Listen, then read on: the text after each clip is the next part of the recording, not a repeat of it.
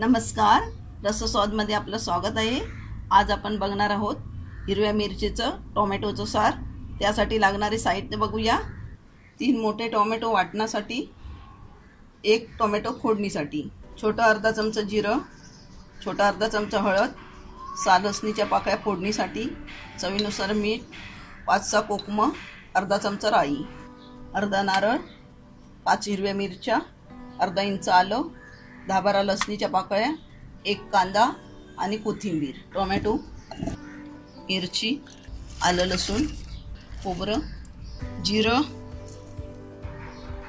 कांदा, हे सगळं साहित्य आपण मिक्सरला एकदम बारीक पेस्ट करून घेणार आहोत आणि कोथिंबीर आपण लास्ट 2 सेकंद फिरवणार आहोत। शेवटी 1 चमचा तेल,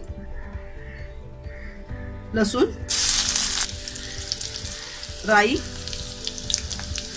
कढीपत्ता, टोमॅटो,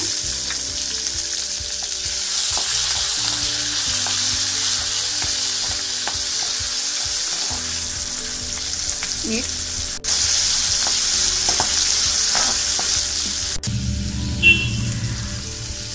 हिंग, हळद, कोथिंबीर भरपूर वापरायची। हे आपलं वाटण,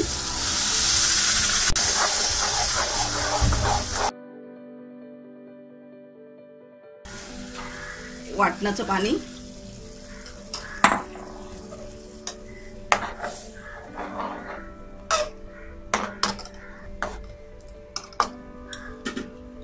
पाणी घालूया।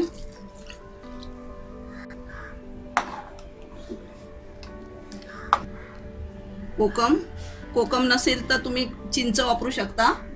मीठ आपल्याला जसं पातळ किंवा घट्ट पाहिजे त्याप्रमाणे आपण यामध्ये पाणी वापरायचं आहे।